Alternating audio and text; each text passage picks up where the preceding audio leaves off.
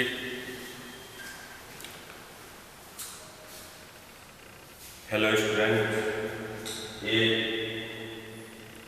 मैं आज आपको जूरिस्प्रूडेंस जो LLB first semester honours third semester में पढ़ाया जाता है, इसके बारे में मैं पिछली 3-4 कक्षाओं में मैं डिफिनीशन क्लास, जूरिस्प्रूडेंस का अन्य सोशल साइंसेस से क्या रिलेशन है, इसके अलावा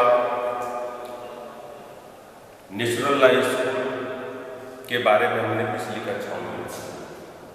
आज हमारा ये अगला टॉपिक है एनालिटिकल स्कूल।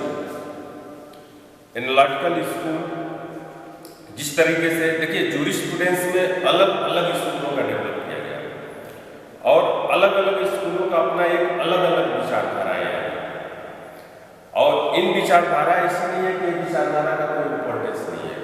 उस विचारधारा के माध्यम से ही एक हमारी लेजिस्लेशन, जो लॉ बनाने की अथॉरिटी है, वो कहीं न कहीं इन माध्यमों से उसको सहायता प्रदान करती है। किस जूरिस्ट का कौन सा कॉन्सेप्ट आया, क्या विचार आया। तो इस प्रकार से आज हम एनालिटिकल स्कूल के अपने एक अलग व्यू की बात करते हैं। एनालिटिकल स्कूल बेसिकली जो है, अगर देखा जाए तो नेचुरल लॉ की प्रतिक्रिया के स्वरूप आया था। क्यों कि नेचुरल लॉ में विशेषकर मॉरलिटी को फोकस किया गया था, नैतिकता को फोकस किया गया था।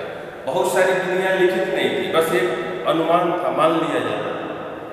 इसको देखते हुए एनालिटिकल स्कूल का अपना एक अलग व्यू आया और एनालिटिकल स्कूल में जो मेन जूरिस्ट थे वह थे ऑस्टिन, जर्मी बेंथम, हॉल्ट, इसके अलावा जो है ये केल्सन।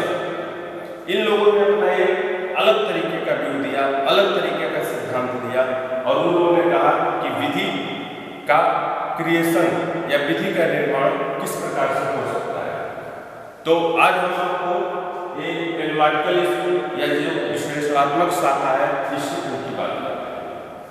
अब इसके अंतर्गत पहले मैं जान लेते हैं वास्तव में एनालिटिकल स्कूल के अंतर्गत है क्या। तो main character of analytical school की, एनालिटिकल स्कूल की प्रमुख विशेषताएं क्या है।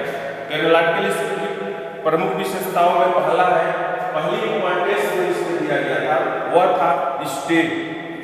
और स्टेट के बारे में कहा जाता है कि विधि का संबंध राज्य से।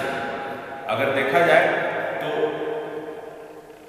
नेचुरल लॉ स्कूल में स्टेट की इम्पोर्टेंस नहीं थी, लेकिन एनालिटिकल स्कूल में ये कहा गया है कि विधि का law is the creation of state. विधि का जो निर्माण होता है वह स्टेट के द्वारा किया जाता है और विधि जो होती है वह राज्य के ऊपर है, राज्य के द्वारा ही विधि का निर्माण होता है। इसलिए इसमें स्टेट की इम्पोर्टेंस एनालिटिकल स्कूल में ज्यादा मानता है। दूसरा आता है इम्पोर्टेंट ऑफ सॉवरेनिटी, मतलब संप्रभु को महत्व दिया गया और ये कहा जाता है कि संप्रभु जो कहता है वही कानून है। और तीसरा है law is the command of sovereign. विधि क्या है? विधि जो है संप्रभु का आदेश है। इसलिए इसमें जो तीसरा कैरेक्टर आता है law is the command of sovereign, मतलब विधि जो है संप्रभु का आदेश है। चौथा जो कैरेक्टर आता है different between as it is and are to be, मतलब विधि जो है और विधि जो होनी चाहिए दोनों में अंतर किया गया है। जबकि नेचुरल लॉ स्कूल में दोनों को इक्वल मान लिया गया, लेकिन इसमें यह कहा गया कि विधि के साथ मॉरलिटी नहीं होगी। क्यों कि जहां नैतिकता आएगी वहां लोग क्या करेंगे, क्राइम करेंगे और मॉरलिटी को लेकर के बचाव प्रस्तुत करेंगे। क्यों कि मॉरलिटी की आड़ में ये कहा जाता है, कानून में भी है कि मॉरलिटी के उपबंध जो है वह विधि से अलग माने जाने चाहिए। तो इस प्रकार से ये main character of analytical school, इसमें जो है एक 4 कैरेक्टर है। उसके अलावा जो है इस स्कूल की जो एक तरीके से कहा जाए तो उसका जो स्ट्रक्चर तैयार किया वह था ऑस्टिन। और ऑस्टिन जो है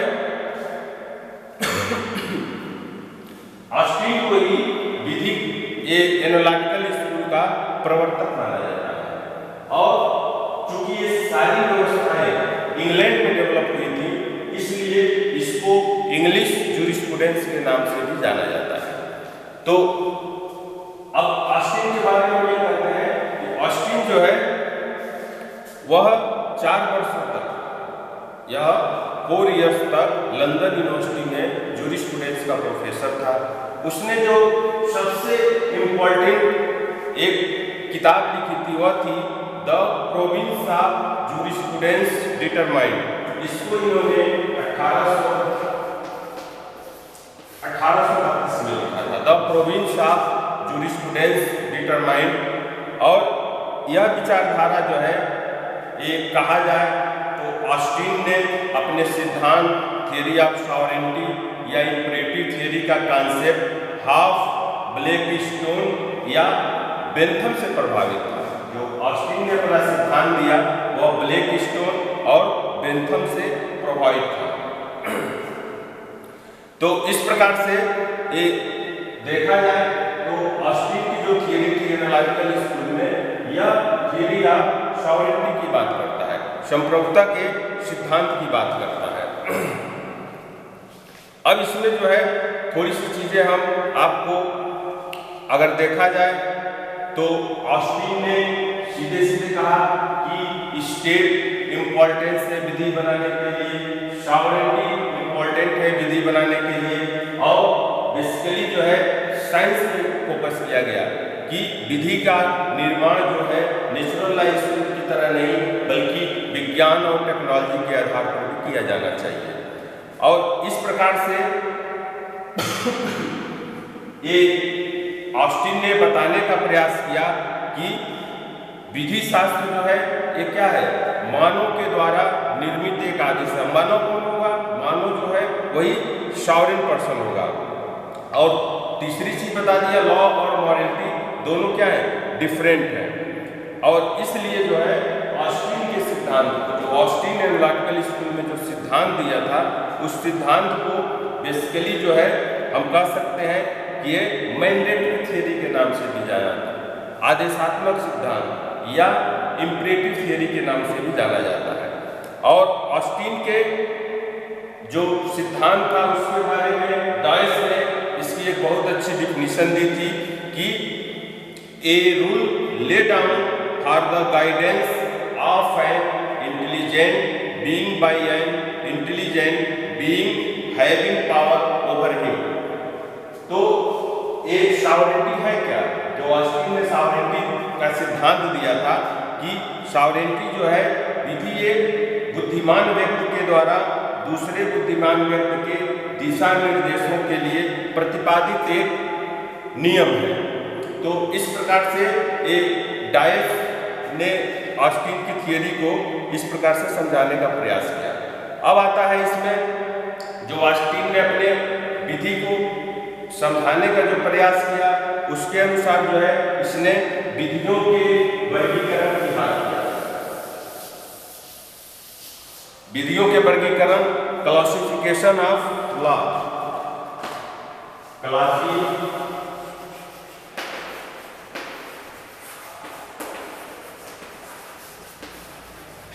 ऑफ लॉ। ऑस्टिन ने एनालिटिकल स्कूल में जो विधि के कैरेक्टर या विधि बनाने की प्रक्रिया थी उसके संबंध में इसने ये कहा था कि विधि जो है 2 प्रकार की होती है। एक होती है डिवाइन लॉ और दूसरा है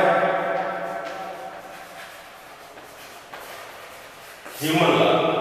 तब डिवाइन लॉ और ह्यूमन लॉ, डिवाइन लॉ को इसने बहुत ज्यादा इंपॉर्टेंस नहीं दिया, लेकिन इसने डिवाइन लॉ को क्या है, दैवी विधियां, और दैवी विधियों को ऑस्टिन ने ज्यादा इंपॉर्टेंस नहीं दिया। क्यों? ये लिखित नहीं थी, मानव के द्वारा निर्मित नहीं थी। इसने जो इंपॉर्टेंस दिया था वह था ह्यूमन लॉ, मानव के द्वारा निर्मित विधियां।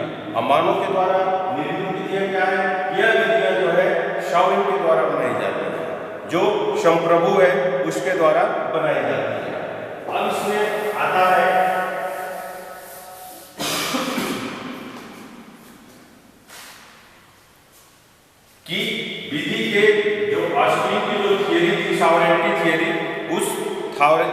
सॉवरेंटी थ्योरी के बेसिक एलिमेंट क्या है? ऑस्टिन ने एनालिटिकल स्कूल के माध्यम से सॉवरेंटी थ्योरी के ऊपर फोकस किया था। अब सॉवरेंटी थ्योरी के बेसिक एलिमेंट क्या है? बेसिक एलिमेंट में हम पहला आता है सॉवरेन पावर। पहला होता है सॉवरेन पावर।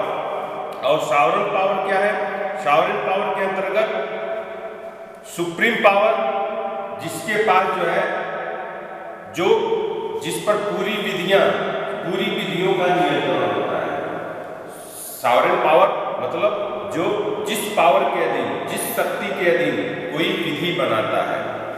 जैसे किसी व्यक्ति को ऐसा पावर मिला हुआ है, ऐसी शक्तियां मिली हुई है, जिस शक्ति का प्रयोग करके सोसाइटी में वह कोई भी विधि बना सकता है और उस विधियों का पालन सोसाइटी के सभी व्यक्ति करेंगे। और दूसरा जो आता है वह है कमांड। कमांड मीन्स आदेश। आदेश जो है वह ये कहा जाता है कि जो विधियां सॉवरेन पावर के अधीन बनाई जाती हैं, उन विधियों को जारी करने का आदेश दिया जाना, इसी को हम क्या कहते हैं? कमांड। कमांड मतलब एक प्रकार का आदेश होता है, विधि बना करके उसको जारी करने का आदेश दे दिया जाए। अब यहाँ पर एक पॉइंट बनता है कि कमांड कितने प्रकार का होता है। तो कमांड जो है दो प्रकार का होता है, एक जनरल कमांड और दूसरा है पर्टिकुलर कमांड।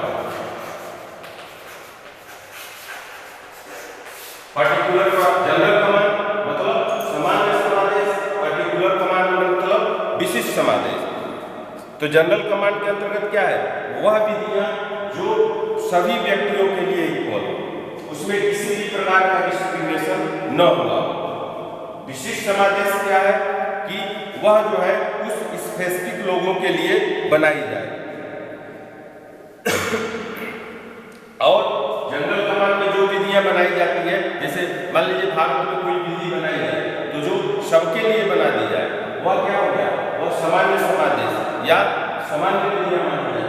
पर्टिकुलर कमांड मतलब कुछ स्पेसिफिक लोगों के लिए बना दी जाए। जैसे मान लीजिए पर्टिकुलर कमांड में जैसे 144 के अंतर्गत, 144 के अंतर्गत अगर किसी एरिया में ऐसी प्रॉब्लम हो जाती है कि जिस एरिया में को कुछ समय के लिए वह रोक दिया जाए, कुछ समय के लिए वहाँ की सारी गतिविधियों को रोक दिया जाए, तो और यह क्या है?